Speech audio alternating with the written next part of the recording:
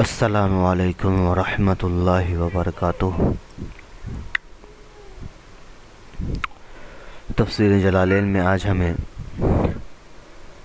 سورہ بقرہ کی یا بنی اسرائیل سے آج ہم کو سبق پڑھنا ہے۔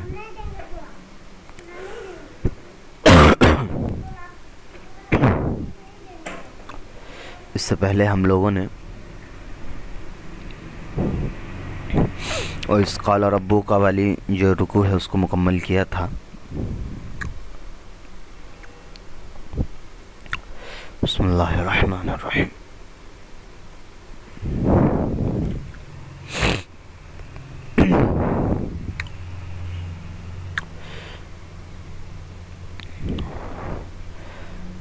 یا بنی اسرائیل اولاد یعقوب اذکروا نعمتی التي انعمت علیکم ای علی آبائکم من الانجاء من فرعون وفلق البحر وتضلیل الغمام وغیر ذلك بأن تشکروها بطاعتی وأوفوا بعہدی الذي عهدت إليكم من الإيمان بمحمد صلى الله عليه وسلم أوفي بعهدكم الذي عهدته إليكم من الثواب عليه بدخول الجنة وإياي فارهبون خافون في ترك الوفاء به ودون غيره۔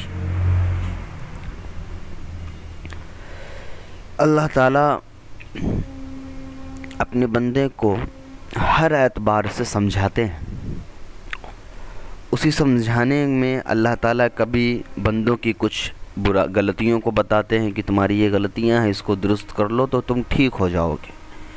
بنی اسرائیل جو یہود ہیں وہ ایک زمانے میں اللہ تعالیٰ کے پسندیدہ بندے ہوا کرتے تھے، اور اللہ تعالیٰ نے اس قوم پر بہت نعمتیں نازل کی، بہت آسانیاں پیدا کی، بہت زیادہ مدد کیا اس قوم کا، لیکن اس کے باوجود بھی وہ قوم جو ہے وہ شرکس اور نافرمان ہوتی چلی گئی۔ اور نافرمانی کی وجہ یہ ہے کہ وہ اپنے آپ کو اللہ تعالیٰ نے اپنے بندوں کو، ان یہودیوں کو اتنا قریب کیا کہ ان کو یہ لگا کہ وہ دنیا میں سب سے زیادہ افضل ہیں اور اللہ تعالیٰ کے اتنے خاص بندے ہیں، تو دنیا میں ان کا مقام جو ہے کچھ الگ درجے کا ہونا چاہیے، اونچا درجے کا ہونا چاہیے، اور اپنے آپ کو اونچا سمجھ کر کے اپنے نیچے والے لوگوں کو دبانا شروع کیا اور ان کو غلط چیزوں میں پھنسانا، ان کو اپنے آپ کو ہر گناہ سے پاک صاف سمجھ لینا، اور دوسرا کوئی گناہ کرے تو اس پر سخت سزا دینا، اور اس طرح کی بہت ساری برائیاں ان کے اندر دھیرے دھیرے آ گئی۔ تو پھر اللہ تعالیٰ نے ان کو ذلیل اور رسوا کر کے چھوڑ دیا۔ تو یہاں پر جو آیتیں ہیں جو پڑھی ہے اس میں اللہ تعالیٰ خاص طور پر یہودیوں کو جو مدینے میں تھے ان کو مخاطب کر کے اللہ کہہ رہے ہیں، یا بنی اسرائیل، یا بنی اسرائیل اولاد یعقوب، یہ اے بنی اسرائیل کے بیٹے، یعنی یعقوب علیہ السلام کی اولاد ہو۔ اب یعقوب علیہ السلام کی تمام اولاد کو یہودی کہا جاتا ہے، اور کچھ روایت میں ایسا ہے کہ ان کا ایک بڑا بیٹا تھا یہودا جن کا نام تھا، ان سے جو نسلیں نکلی، ان سے جو قوم نکلی ہے، جو جگہ جگہ جا کر بسے ہیں، تو ان سے جو ہے وہ ان کی قوم کا نام جو ہے یہودی ہے۔ ٹھیک ہے۔ اذکروا نعمتی، میری نعمتوں کو یاد کرو، التی انعمت علیکم، ان نعمتوں کو جو میں نے تم پر انعام فرمایا ہے، نعمت تم کو عطا کی ہے۔ کون سی نعمتیں؟ ای علی آبائکم من الانجاء من فرعون، یعنی کہ جو تمہارے باپ داداؤں پر جو نعمت میں نے دی ہے وہ نعمت کیا تھی؟ انجائی من الفرعون، فرعون سے نجات دلانا۔ موسیٰ علیہ السلام کی قیادت میں بنی اسرائیل کو فرعون کے ظلم سے اللہ تعالیٰ نے بچایا۔ وَفَلْقِ الْبَحْرِ، سمندر کو پھاڑ کر، وَتَضْلِيلِ الْغَمَامِ، اور تمہارے اوپر بادلوں کا سایہ کر کے، غیر ذالک، غیر ذالک میں بہت ساری چیزیں، منہ سلوہ ہے، شرک کرنے پر بھی جو اللہ تعالیٰ نے معاف کیا، قتل کروایا کچھ بندوں کو، باقی قوم کو معاف کیا، تو اس طرح کی بہت ساری نعمتیں ہیں۔ تو اللہ تعالیٰ کہہ رہے ہیں کہ میری نعمتوں کو یاد کرو۔ کون سی نعمتوں کو؟ جو یہ ساری نعمت میں نے تم پر نازل کی ہے، بِأَن، اس اعتبار سے، کیسے یاد کرو؟ تشکروہا بطاعتی، شکر ادا کرو ان ساری نعمتوں کا میری اطاعت کر کے، میری فرما برداری کر کے۔ کیوں نافرمانی کر رہے ہو جب میں نے تم پر اتنے انعام کیے، اتنے احسان کیے؟ اس کے بعد اس وقت بھی میں ہی تمہارا رب تھا، تمہارا مددگار تھا، اور آج وہی محمد جب تم کو میرے بارے میں بتانے آ رہے ہیں، میری باتیں پہنچا رہے ہیں، تو پھر کیوں ان کی نافرمانی کر رہے ہو؟ اوفوا بعہدی الذی عہدت الیکم من الایمان بمحمد، اور یاد کرو اپنے اس وعدے کو جو تم نے مجھ سے کیا تھا، من الایمان بمحمد، وہ وعدہ کیا تھا تمہارا؟ کہ تم محمد رسول اللہ پر ایمان لاؤ گے۔ اوفی بعہدکم، تو میں بھی اپنے وعدے کو پورا کروں گا۔ کون سا وعدہ؟ الذی عہدت الیکم من الثواب علیہ بدخول الجنت، کہ اگر تم اپنے وعدے کو پورا کرو گے، جو تم نے کہا تھا، مجھ سے وعدہ لیا تھا، عہد کیا تھا کہ میں محمد رسول اللہ جب نبی آئیں گے تو ہم ان پر ایمان لائیں گے، تو میں بھی اپنے اس وعدے کو جو ہے پورا کروں گا، جو میں نے تم سے کہا تھا کہ جب تم ایمان لے آؤ گے تو تم کو میں ثواب دوں گا اور تم کو جنت میں داخل کر دوں گا۔ یہاں وعدے سے مراد جو ہے، تورات و انجیل میں ہر محمد رسول اللہ صلی اللہ علیہ وسلم کے آنے کی جو ہے ذکر موجود تھی، تو یہاں وعدے سے مراد وہی ہے کہ ان کے جو انبیاء آئے، انبیاء نے جب اپنی قوم کو بتایا کہ ایک نبی آئیں گے اگلے زمانے میں، ان پر بھی ایمان لانا ضروری ہے، تو ان لوگوں نے جو ہے وعدہ کیا، ان لوگوں نے مانا کہ ہاں ہم ایمان لائیں گے، اور اس کے بعد پھر یہ جو ہیں پھر رہے ہیں، تو اللہ تعالیٰ وہی وعدوں کو یاد دلا رہے ہیں۔ وَإِيَّايَ فَارْهَبُونَ خَافُونَ فِي تَرْكِ الْوَفَاءِ بِهِ دُونَ غَيْرِهِ، ڈرو مجھ سے ہی ڈرو کس چیز میں؟ کہ کہیں تم جو ہے وعدے کو توڑنے میں، وعدہ خلافی کرنے میں، بے وفائی کرنے میں جو ہے ڈرو، مجھ سے ڈرو، کسی اور سے مت ڈرو، یعنی ڈر جاؤ، اور یہ جو معاملہ ہے جو تم نے وعدہ کیا ہے، وعدے کو پورا کرو، نبی پر ایمان لے آؤ۔ وَآمِنُوا بِمَا أَنزَلْتُ مُصَدِّقًا لِمَا مَعَكُم مِّنَ التَّوْرَاةِ بِمُوَافَقَتِهِ لَهُ، اور ایمان لے آؤ ان چیزوں پر، اس کتاب پر جو میں نے اتارا، یعنی قرآن کریم پر ایمان لے آؤ، اس لیے کہ یہ قرآن کوئی نئی کتاب نہیں ہے۔ مُصَدِّقًا لِمَا مَعَكُم مِّنَ التَّوْرَاةِ، یہ تو اور تصدیق کرنے والی ہے ان تمام کتابوں کی جو تمہارے درمیان ہیں، جیسے تورات وغیرہ، بِمُوَافَقَتِهِ لَهُ، اور اس کے اندر بھی وہی ساری باتیں موافقت ہے جو تمہارے تورات میں تھی، وہ اصلی تورات جو اللہ تعالیٰ نے اتاری، وہ کیا تھی؟ فی التوحید والنبوۃ، اس کتاب میں بھی توحید اور نبوت کی باتیں تھیں، اور اس قرآن میں بھی توحید اور نبوت کا پیغام ہے۔ وَلَا تَكُونُوا أَوَّلَ كَافِرٍ بِهِ مِنْ أَهْلِ الْكِتَابِ، اور کافر مت بنو، سب سے پہلے انکار کرنے والے مت بنو۔ تو سب سے پہلے انکار کرنے والے مت بنو کا مطلب کیا ہوا؟ کہ آپ جو ہے بعد میں انکار کرنے والے بن جائیے، دوسرے نمبر پہ بن جائیے، تیسرے نہیں، سب سے پہلے وَلَا تَكُونُوا أَوَّلَ كَافِرٍ بِهِ، کہ سب سے پہلے انکار کرنے والے مت بنو۔ کس میں سے؟ اہل کتاب میں سے، یعنی تم کو کتاب دی گئی، تم کو سمجھایا گیا، تم کو نبی بھیجا گیا، اس کے بعد بھی اگر تم انکار کر رہے ہو تو مت انکار کرو، انکار کرنے والے مت بنو۔ کیوں مت بنو؟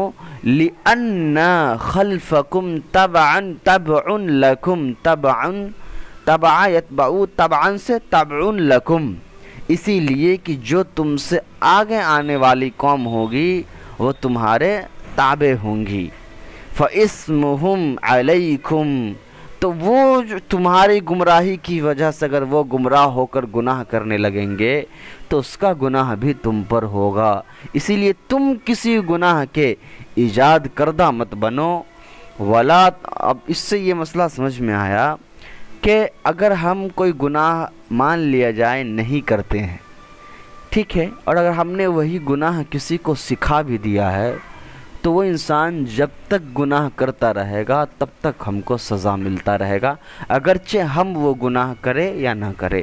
اسی لیے کہا جاتا ہے کہ ہر قسم کے گناہوں سے جو ہے انسان کو بچنا چاہیے اور خیر کے کام میں لوگوں کی مدد کرنی چاہیے، گناہ کے کام نہ کرنے چاہیے، نہ لوگوں سے کروانے چاہیے، نہ ان کو سکھانا چاہیے۔ وَلَا تَشْتَرُوا وَتَسْتَبْدِلُوا بِآيَاتِي الَّتِي فِي كِتَابِكُم مِّن نَعْتِ مُحَمَّدٍ۔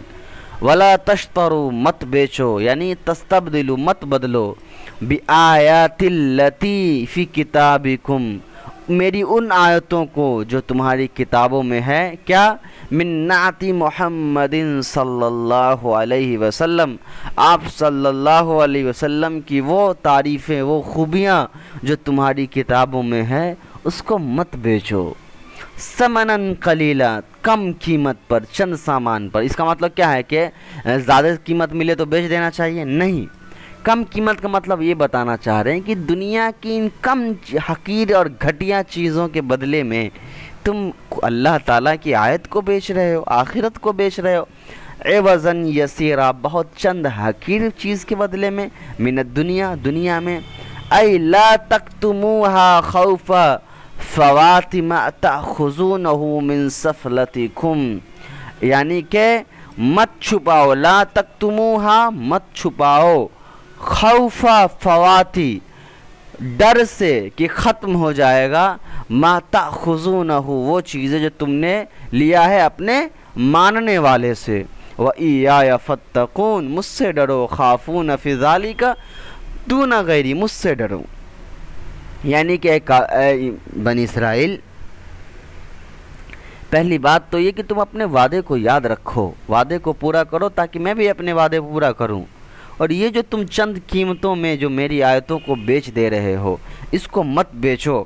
مت بیچو یعنی کون سی آیتیں کو؟ وہ تمام آیتیں جو قرآن کریم میں تمہاری کتابوں میں تھی محمد رسول اللہ کے بارے میں، اس کو تم مت چھپاؤ لوگوں کے ڈر سے کہ اگر تم چھپا دو گے تو تمہاری سرداری ختم ہو جائے گی، اگر تم بتا دو گے لوگوں کو کہ ہاں محمد رسول اللہ جو ہے نبی ہیں، ہماری تورات میں بھی لکھی ہوئی ہے، تو تمہاری سرداری ختم ہو جائے گی، تمہارا سارا پیسہ، مال، دولت، انکم ختم ہو جائے گا، اور پھر سب لوگ محمد کو ماننے لگیں گے۔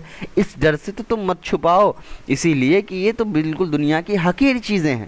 اب دیکھیے، ایک قوم اتنی نافرمان ہے، اتنی نافرمانی کرتی ہے، اس کے بعد بھی اللہ تعالیٰ کا جو انداز ہے اپنے بندوں کو، اپنے بندیوں کو سمجھانے کا، وہ دیکھیے، ہر قسم کی جو اللہ تعالیٰ چاہ رہے ہیں، مطلب یہ تو نہیں اللہ تعالیٰ کے بارے میں کہا جا سکتا ہے کہ اللہ تعالیٰ کوشش کرتے ہیں اور یہ، لیکن صرف سمجھنے کے اعتبار سے اس کو آپ سمجھیں کہ ہر ممکن کوشش کی جا رہی ہے ایک بندہ جو ہے وہ اللہ کے قریب آ جائے، اپنی برائیوں کو چھوڑ دے۔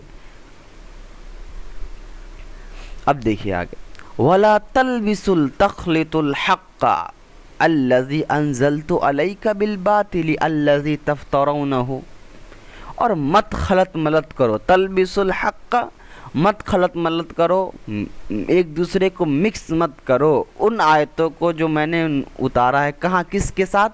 بالباطل، باطل کے ساتھ، اور وہ باطل کیسا ہے؟ تفترونہ، جس کو تم لوگوں نے خود سے بنا لیا، خود سے گڑھ لیا۔ ولا تکتم الحق، اور حق کو چھپاؤ بھی مت۔ کون سے حق یہاں مراد ہے؟ نعت محمد صلی اللہ علیہ وسلم وانتم تعلمون، اور تم تو جانتے ہو کیا کہ انہو حق۔ ابھی ترجمہ ہو رہی ہے، انشاءاللہ مختصر تشریح بھی ہوگی اس کی، آپ صرف ترجمہ پہ فوکس رکھیں۔ وَأَقِيمُوا الصَّلَاةَ وَآتُوا الزَّكَاةَ وَارْكَعُوا مَعَ الرَّاكِعِينَ صَلُّوا مَعَ الْمُصَلِّينَ محمد صلی اللہ علیہ وسلم و صحابی۔ اقیم الصلاۃ، نماز قائم کرو، آتوا الزکوٰۃ، زکوٰۃ ادا کرو، وارکعوا مع الراکعین، اور رکوع کرنے والوں کے ساتھ رکوع کرو، یعنی نماز پڑھنے والوں کے ساتھ نماز پڑھو۔ مراد کیا ہے؟ محمد رسول اللہ صلی اللہ علیہ وسلم اور ان کے اصحابہ رضی اللہ عنہم اجمعین۔ نزل فی علمائہم، اور آگے کی جو اب آیت بیان کی جائے گی وہ ان کے علماء کے لیے نکلی ہے، کیا؟ وَقَدْ كَانُوا يَقُولُونَ لِأَقْرِبَائِهِمْ مُسْلِمِينَ، کہ کہ وہ اپنے اقربا یعنی جو ان کے قریبی دوست تھے مسلمانوں میں سے، تو وہ یہود کے علماء کہا کرتے تھے اثبتوا علی دین محمدin، کہ محمد کے دین پر قائم رہو، جمے رہو، فإنہ حق، کہ وہ دین ہی سچا دین ہے، حق ہے۔ تو اللہ تعالیٰ کہہ رہے ہیں اتأمرون الناس بالبر، کیا کہ تم لوگوں کو نیکی کرنے کا حکم دیتے ہو؟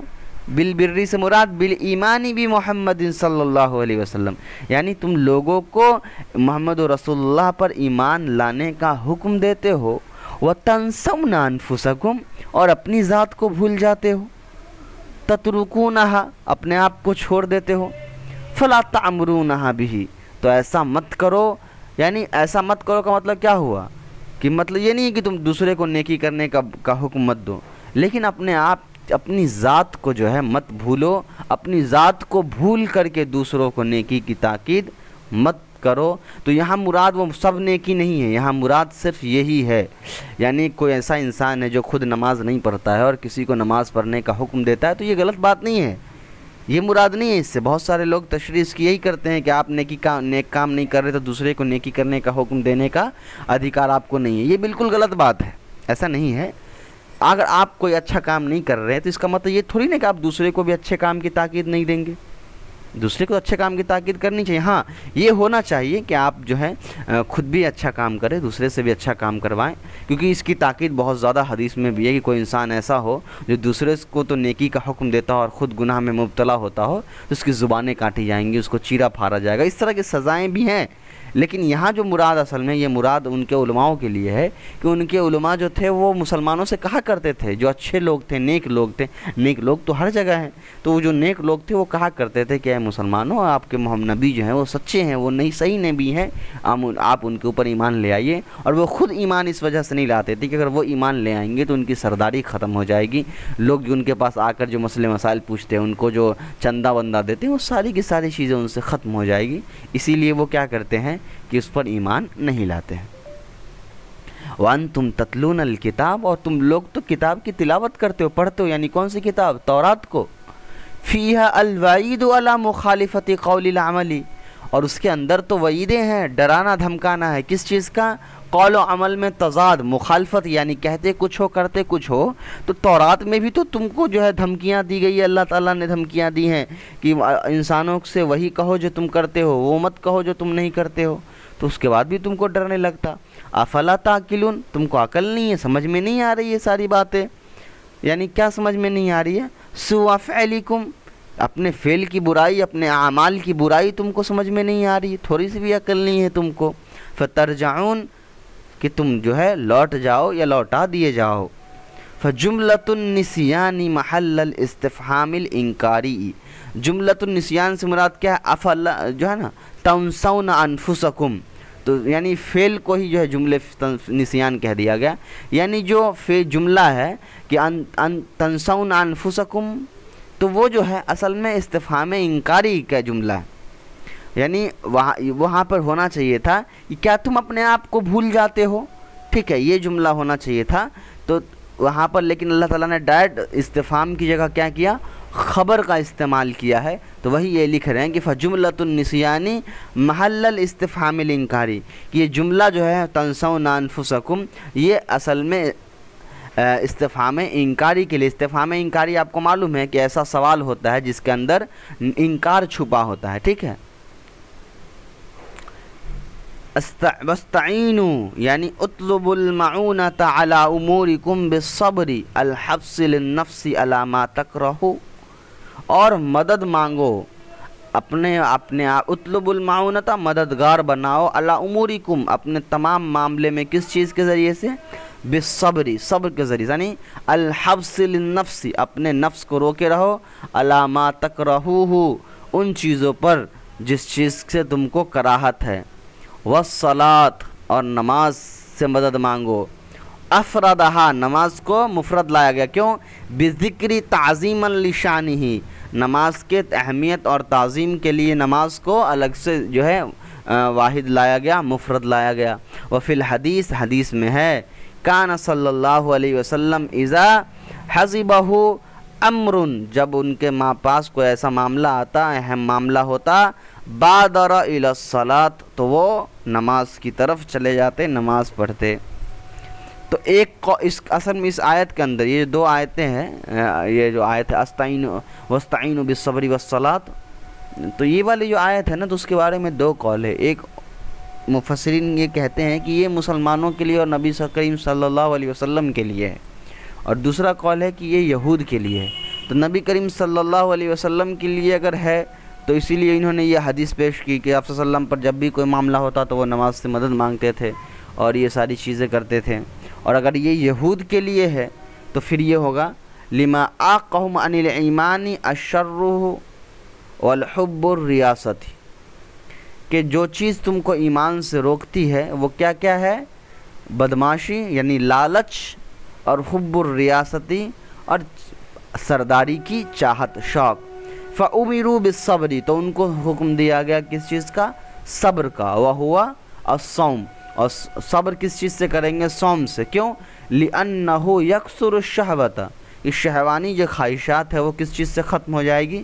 روزے سے ختم ہو جائے گی۔ وَالصَّلَاةُ لِأَنَّهَا تُورِثُ الْخُشُوعَ، اس لیے کہ نماز کیا کرتی ہے؟ یہ خشوع خضوع پیدا کرتی ہے۔ وَتَنْفِعُ الْكِبْرَ، اور کبر تکبر کو ختم کرتی ہے۔ وَإِنَّهَا یعنی کیا؟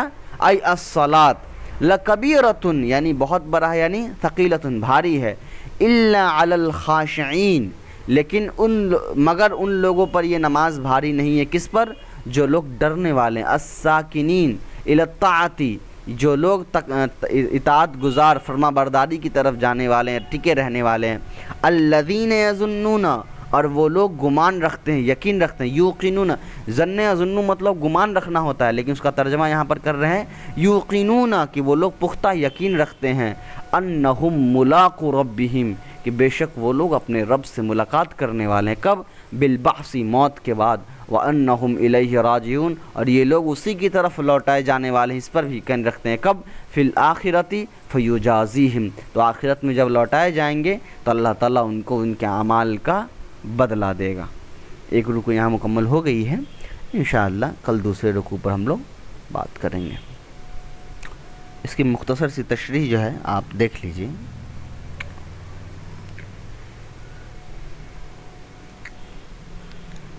اللہ تعالیٰ نے یہود کے اندر بہت سے نبیوں کو بھیجا، بہت سی کتابوں کو بھیجا، یہود کو بہت صلاحیت مند بنایا، بہت نعمتیں اس کو عطا کی، عمل کے اعتبار سے، ایمان کے اعتبار سے، علم کے اعتبار سے۔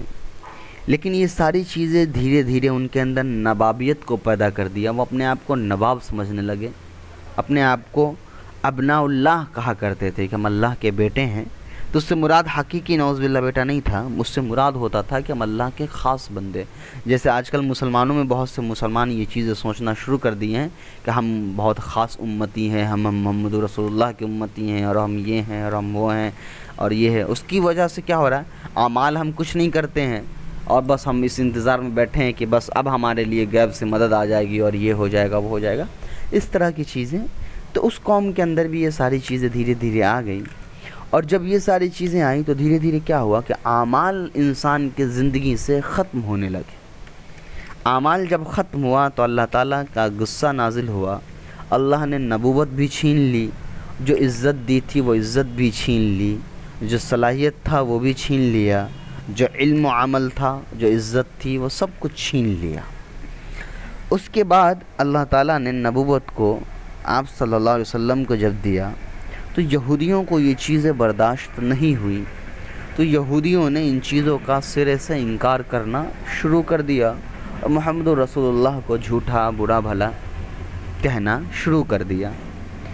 اب چونکہ قرآن کریم یہ آخری کتاب ہے، اللہ تعالیٰ جب سے دنیا بنی ہے تب سے لے کر آج تک، پتہ نہیں مجھے یہ بات کہنی چاہیے یا نہیں، لیکن میں صرف سمجھنے کے انداز کے لیے بالکل ایک عام لفظ استعمال کرتا ہوں اللہ تعالیٰ کے مقابلے کے لیے سمجھانے کے لیے، اس کا مطلب یہ نہیں ہے کہ آپ اسی لفظ کو اللہ تعالیٰ کے حساب سے سمجھیں، آپ اپنے سطح کے حساب سے سمجھیں، تب جا کر آپ کو اللہ تعالیٰ کی محبت اور قرآن کریم کا مزاج آپ کو سمجھ میں آئے گا۔ اللہ تعالیٰ نے شروع سے یہ کوشش کی، کوشش کرنا یہ اللہ کے لیے استعمال کرنا جائز نہیں ہے، اللہ کوشش کیوں کرے گا؟ لیکن میں صرف سمجھانے کے لیے کہہ رہا ہوں، شروع سے اللہ تعالیٰ نے یہ کوشش کی کہ اس کا بندہ، ایک ایک بندہ اور بندی جو ہے وہ غلط راستے پر نہ جائے۔ اللہ تعالیٰ انبیاء کو بھیجتے رہے، کتابوں کو بھیجتے رہے۔ اب چونکہ یہ قرآن کریم یہ آخری کتاب تھی، اس کے بعد کوئی کتاب آنے والی بھی نہیں تھی، اس کے بعد کوئی نبی بھی نہیں آنے والا تھا، تو اللہ تعالیٰ نے ایک بار پھر کوشش کی کہ اپنے جو وہ بگڑے بندے ہیں، جو بھٹکے ہوئے بندے ہیں، جو نافرمان بندے ہیں، ان کو ایک بار اور پھر سے سمجھایا جائے، پیار و محبت سے بتلایا جائے، ان کی کچھ غلطیاں جو ان سے ہو رہی ہیں ان کو ہم سمجھائیں۔ اس لیے آپ دیکھیں گے یہاں پر اللہ تعالیٰ نے عذاب کا، سزا کا ذکر نہیں کیا، تو پھر اللہ تعالیٰ نے کوشش کی کہ ایک بار پھر سے اپنے بندوں کو پھر سے تھوڑا سا ایک بار اور سمجھا کر دیکھتے ہیں۔ تو ایک انسان کا مزاج ہوتا ہے کہ اگر آپ بہت زیادہ پریشان ہیں، بے حال ہیں، آپ بالکل تکلیف میں ڈوبے ہوئے ہیں، اور کوئی انسان آپ کی مدد کر دیتا ہے تو آپ کو اس کی مدد زندگی بھر یاد رہتی ہے۔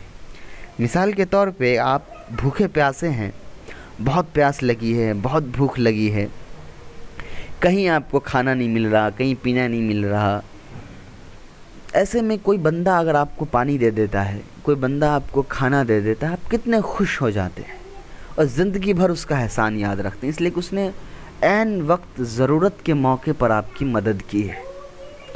ٹھیک اسی طریقے سے اللہ تعالیٰ اپنے انہی مدد کا، اپنے انہی نعمت کا تذکرہ کر رہے ہیں اپنے ان بندوں اور بندیوں کو ساتھ، یہودیوں کے پاس، تاکہ یہودیوں کو احساس تو ہو، یاد تو آئے کہ اللہ نے کیا احسان کیے ہیں۔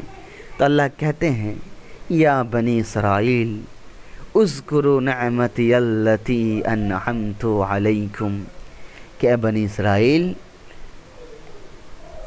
ذرا یاد تو کرو میری ان نعمتوں کو جو میں نے تم کو دیا تھا۔ وہ کیا کیا نعمتیں تھیں؟ تم غلامی کی زندگی جی رہے تھے، ہر دن فرعون تم کو مار رہا تھا، کاٹ رہا تھا، تمہاری عورتوں کو مار رہا تھا، تمہارے بچوں کو مار رہا تھا۔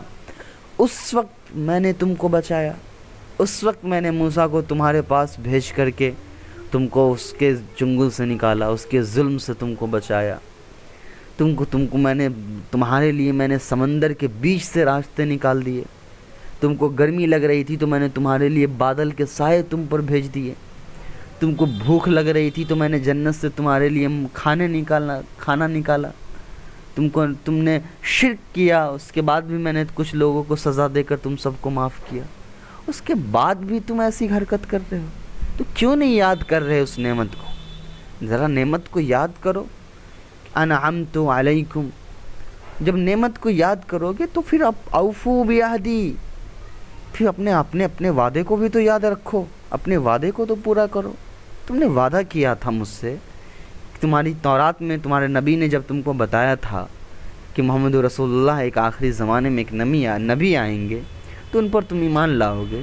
اب وہ نبی آ گئے ہیں، وہ کہہ رہے ہیں، اس کے بعد تم انکار کر رہے ہو، تو تم اپنے وعدے کو بھی تو پورا نہیں کر رہے ہو۔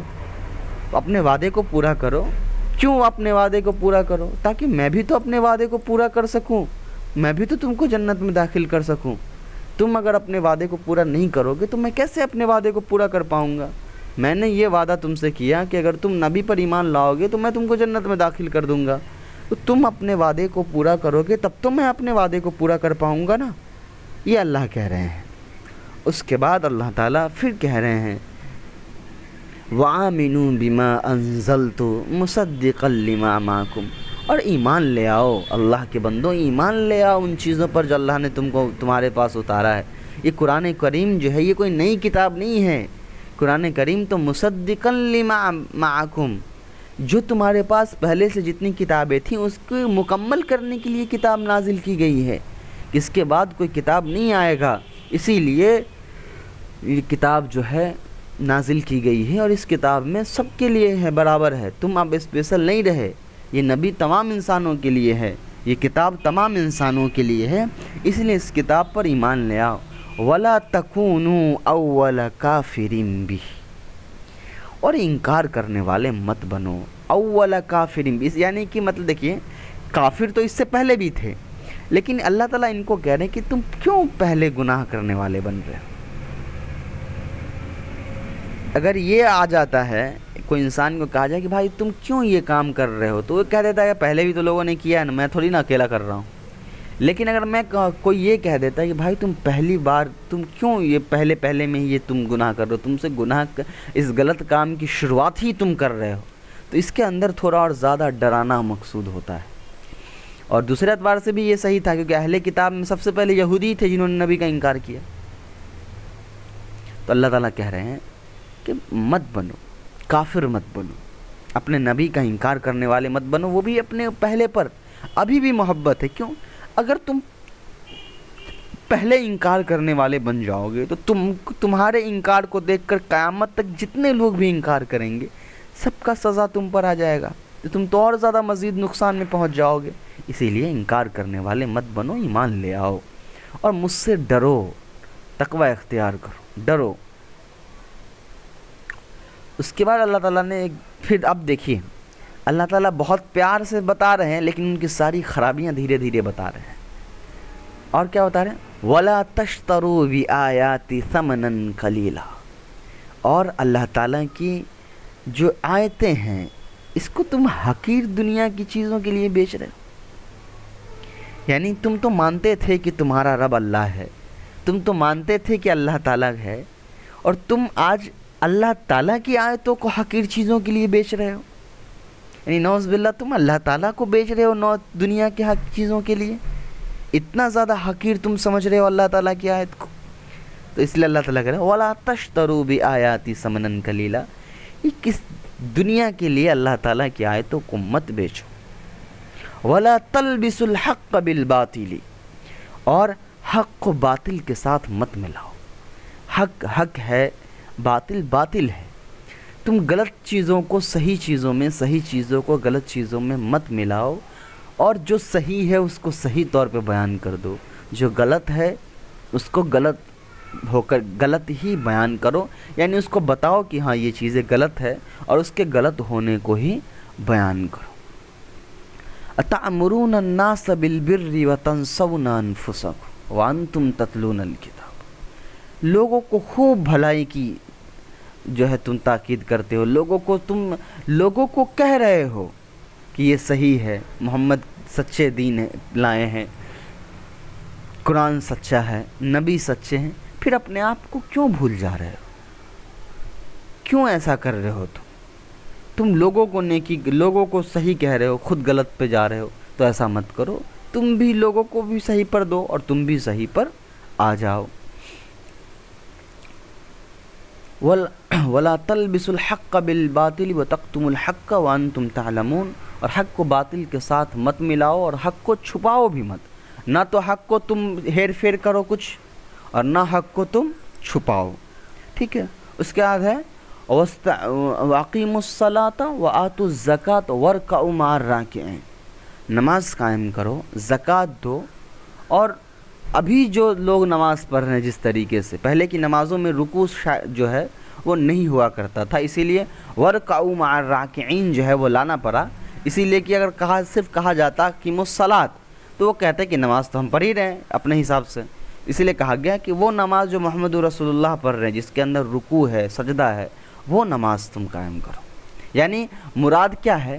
نماز قائم کرنے سے مراد کیا ہے؟ ان کے تابع ہو جاؤ، ان کو مان لو، ان کو ایکسیپٹ کر لو۔ تو اس طرح سے اللہ تعالیٰ نے یہودیوں کو سمجھایا ہے، ان کی کچھ خرابیاں بتائیں، پہلے اللہ تعالیٰ نے اپنی نعمت کو گنایا، پھر ان کی کچھ خرابیاں ان کو بتائیں، اور پھر انت میں پھر نصیحت کی کہ میرے بندو ایسا نہ کرو، یہ معاملہ کر لو۔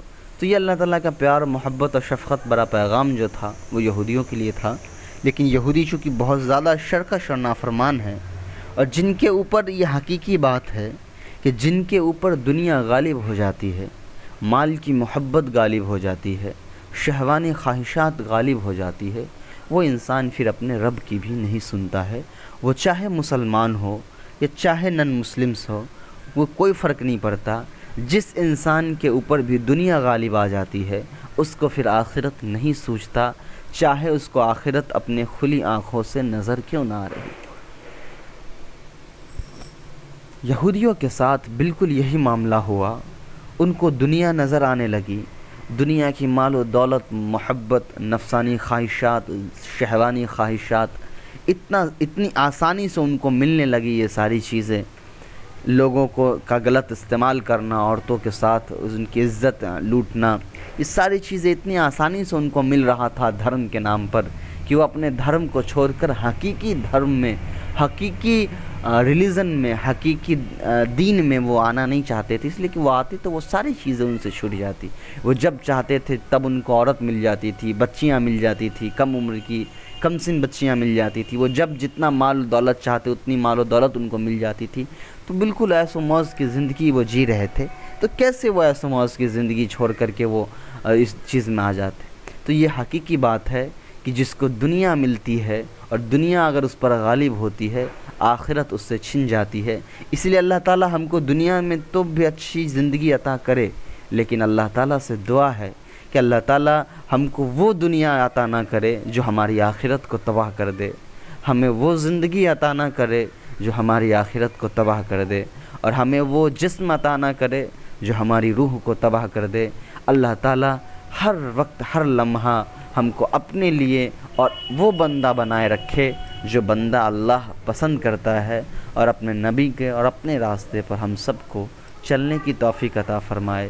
جب تک دنیا میں رہوں اللہ تعالیٰ کے راستے پر رہوں، اللہ تعالیٰ کے بتائے گئے راستے پر رہوں، اور جب موت آئے تو اللہ تعالیٰ اپنی رضامندی کے ساتھ اپنے بندوں کی فہرست میں شامل کر کے ہی موت دے۔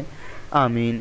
سبحان اللہ و بحمدہ، سبحانک اللہم و بحمدک، نشہد ان لا الہ الا انت، نستغفرک و نتوب الیک۔